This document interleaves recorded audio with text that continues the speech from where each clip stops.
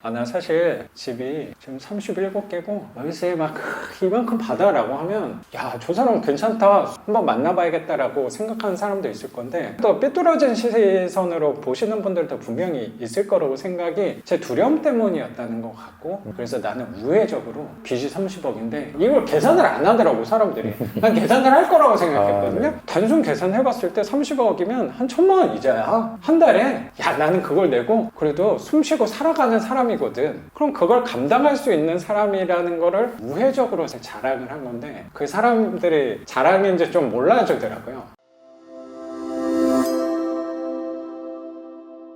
조심스러운 얘기긴 한데, 제 교육생분 수업하는 분은 네네. 저랑 색깔이 비슷할 것 같은데 좀 달라요? 비슷한 것을 가지고 하시지만 이제 내 자산이 얼마고 이런 것들을 이제 물론 이제 마케팅하는 입장에서는 어쩔 수 없는 부분도 있는데, 저는 이제 선생님 같은 경우는 초기에는 그런 게 있었을지도 모르겠어요. 근데 요즘 또 보면은 이제 돈이 얼마고 이런 것보다 오히려 이제 선생님은 대출이 얼마를 강조하시잖아요. 그런 불안감 속에서 그래도 하나하나 이제 해 나가고 방향성 강조를 하시니까. 제가 뭐 대출이 30억이다 라고 얘기하는 부분이 제일 깊숙한 곳에 그 이유가 뭐냐면요, 사실 이건 자랑하는 거거든요. 뭔 얘기냐면, 나는 누군가 자랑하는 모습들을 봤을 때 축하도 해주고 아 부럽다 라는 생각도 하긴 한데, 이건 뭐 내 가까운 사람들도 그렇고 먼 사람도 나는 비슷할 수 있다고 생각하는 게, 약간 배가 아픈 경우도 있었던 것 같아요. 나와가지고 잘난 척만 하는 거야 라는 생각이 들 때도 분명히 있잖아요. 제가 하는 일에 대해서 성과를 보여줘야 되는, 노력해야 되는 부분이 분명히 있는데, 나 사실 집이 지금 37개고 월세 막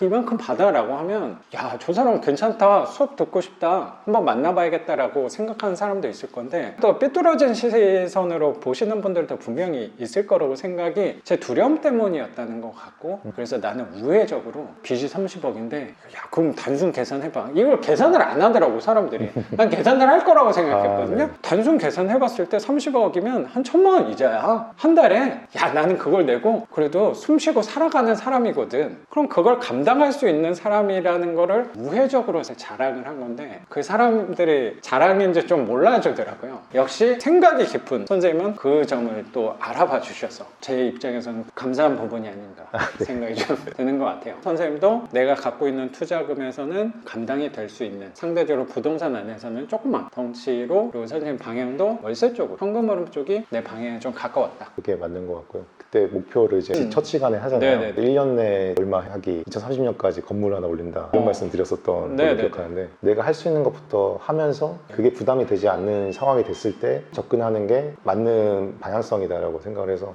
그쪽도 아예 놓고서 저는 안 보는 건 아니지만, 제가 이제 준비가 되고 할 수 있는 밑바탕이 됐을 때 그걸로 인해서 흔들리거나 그런 게 아니라, 그걸 진짜 투자로서 제가 접근할 수 있을 때 하는 게 맞다고 생각이 듭니다. 그 부분에 대해서 제가 조금 힘을 실어드린다면, 저도 이제 낙찰 조그만 거 받은 게, 오늘도 조그만 물건을 낙찰 받긴 했는데, 하다 보면은 기술적인 부분에 대해서도 조금 더 형성되는 게 있을 거잖아요. 맞아요. 물건을 보는 눈도 조금씩 달라질 거라고 생각하는데, 그때 상황이 어떨지 모르겠지만 내 투자금에서도 과거 10년 전하고 지금은 차이가 또 생긴 것 같아요. 그러면 내가 갖고 있는 경험을 바탕으로 해서 저도 이제 큰 거를 보게 되더라고요. 근데 그거를 큰 거의 장점이라고 생각하면 나는 딱 하나밖에 없다고 하는데, 보여주기 좋은 면이라고 나는 솔직히 생각하거든요. 건물 갖고 있어 라는 그 면이 되게 사람들은 오히려 크다고 생각하고 접근한다고 생각하는데, 우리는 조그만 거를 하다 보니까 수익률을 첫 번째로 생각하고 오는 거잖아요. 우리는 생각해보면은 당연히 부동산을 볼 때 항상 수익률로만 생각하고 오는 거거든요. 겉모습으로 얘가 좋으냐 안 좋으냐 판단하는 게 아니고, 숫자로 아 이게 겉모습은 별로여도 오히려 가격이 비싸 보여도 수익률이 좋다면 얘가 좋은 부동산이야 라고 논리적으로 좀 판단하는 게 저는 있다고 생각이 드는데, 큰 물건의 단점이라고 생각하면 겉으로는 좋아 보여도 숫자에 있어서는, 수익률에 있어서는 떨어지는 경우가 되게 많잖아요. 그래서 비교할 수가 없죠. 비교가 안 되잖아. 저희 양지구 지금 아파트도, 거기도 저희는 지금 월세를 놓을 생각인데, 따져보면은 거기가 이제 덩치로만 보면은 저희 물건 5개 합친 것보다 거기가 더 클 텐데, 남는 돈은 한 20만 원 정도 초반에 이제 거치식으로 했을 때가 될 것 같아요. 그게 명확히 덩치 큰 거랑 작은 거랑 차이가 나다 보니까 선생님도 조그만 거 매력에 꾸준히 늘려가려고 하신다고 생각하는데, 근데 그게 30개 40개 정도가 되면은 근데 수익률이 좋은 게 조금씩 보이더라고요. 그때 볼 수 있는 시야는 더 달라지지 않을까 생각이 들어요. 처음부터 큰 거 하던 사람은 조그만 걸 못 해요. 맞아요. 근데 조그만 거 하던 사람은 요 기준의 수익률로 판단할 수 있는 부분이 우리의 또 무기가 될 수 있는 점 점이 생기지 않을까. 어제 만나고 온 분은 이렇게 또 접근을 하더라고. 여기는 4층까지니까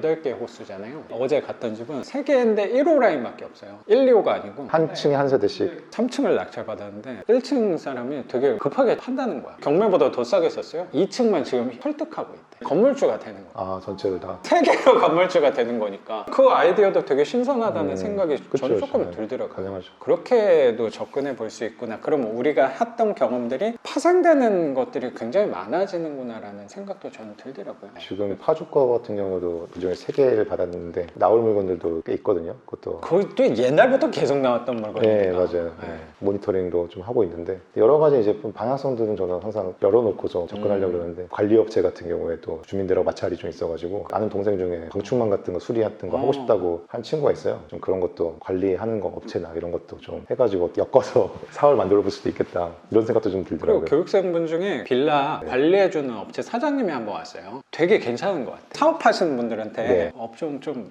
괜찮아요? 이러면 보통은 힘들어요 이러잖아요. 그러면 보통이거든. 괜찮다는 사장님은 진짜 괜찮은 거예요. 내 생각에. 네. 처음에 영업하는 것만 뚫어놓으면은 유지관리하는 데는 힘이 많이 거의 안 되는 사실 느낌이 좀 때 들더라고요. 뭐 용역 같은 거 좀 써가지고 그렇지. 청소만 한 번씩 해주면은 나중에 하시게 되면 얘기해줘요.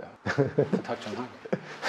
아내분한테 좀 미안하긴 한데 불편한 단어를 제가 좀 써가지고 선생님의 이 깊숙한 불편함을 흔들었다라는 생각이 좀 들어요. 아내분도 재테크, 투자에 대해서 관심을 다른 종목으로도 많이 갖고 계셨다고 생각이 또 들어서 그때는 잘 모르고 불안함이 그런 함정에 빠지게 하지 않았나. 그럼 그 불안함이 과거에는 괜찮았는데 좀 커졌다라고 했던 시기가 부동산 가격이 많이 네, 올라갔을 부동산 때. 가격이 요동치면서 저희가 처음 이제 신혼집 구하고 두 번째 집을 이제 공무원 임대 아파트로 들어갔거든요. 그게 들어가기가 사실 되게 힘들어서 저희가 될지 안 될지 모르는 상황에 제가 이제 집을 알아보다 보니까 대출이 되게 많이 필요했고 저희는 이제 그때 월세는 아예 생각을 안 하고 있던 입장이다 보니까 전세가로만 알아보니까 너무 불가능한 그 정도이더라고요. 감당이 좀 하기 네, 어려운. 네. 저희가 가진 돈의 수준에 맞춰서는 임대 아파트를 반드시 들어가야만 했던 상황인데 어떻게 운 좋게 이제 저희 아이가 생기면서 임대 아파트가 기적적으로 됐고 조건이 잘 맞았나 봐요. 네, 정말 딱 기적적으로 됐고요. 되기까지